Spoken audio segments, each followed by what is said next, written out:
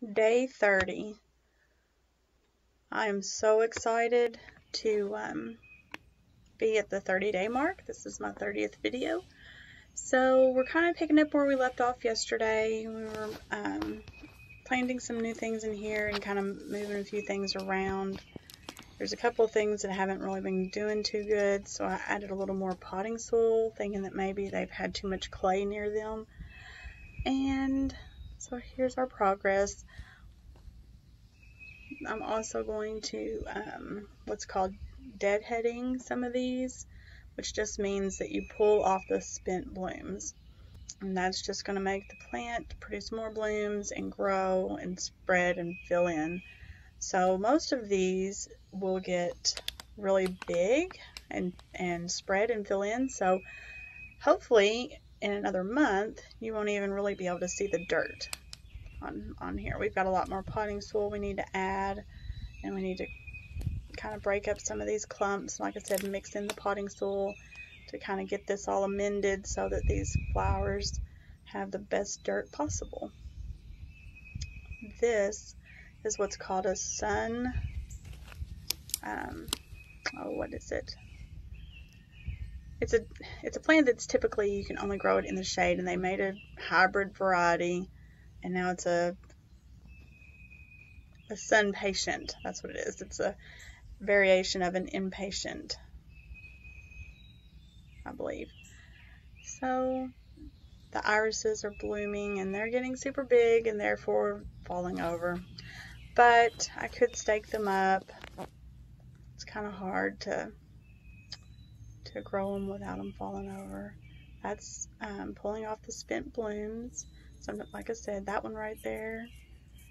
Sometimes it's hard to tell. That one right in the middle of the camera is kind of just a new growth. You don't want to pull those off. But even if you tried to pull those off, they don't just come right out like the spent blooms do. So we're going to pull off these little dead pieces and any spent blooms. And it's good to kind of pick up the plant and look underneath. And what you're doing is you're keeping this plant from focusing all of its energy on making seeds.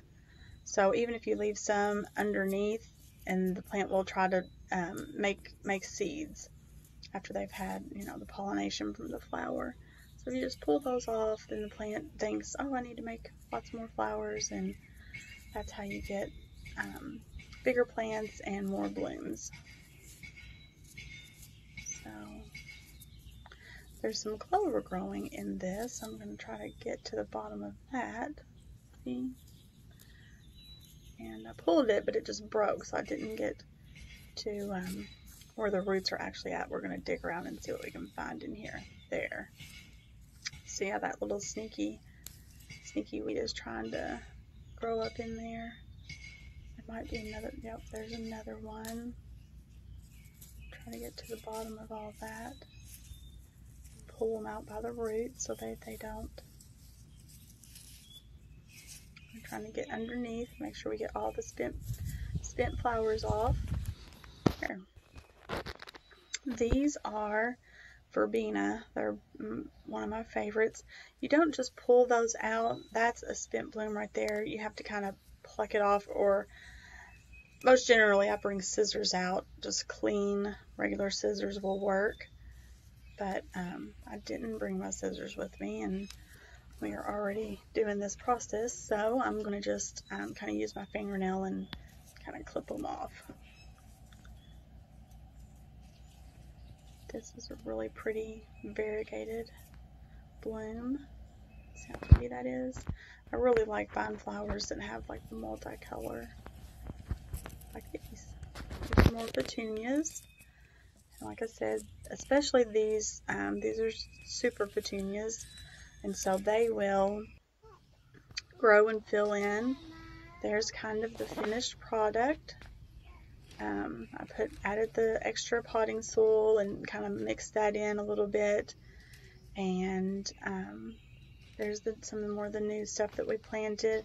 There's one of my irises that has fallen over because it's just too heavy for the plant. And my bird bath, I'm going to deadhead these. And I appreciate you watching. Tomorrow we're going to get back to our strawberries. Subscribe if you want to see more videos.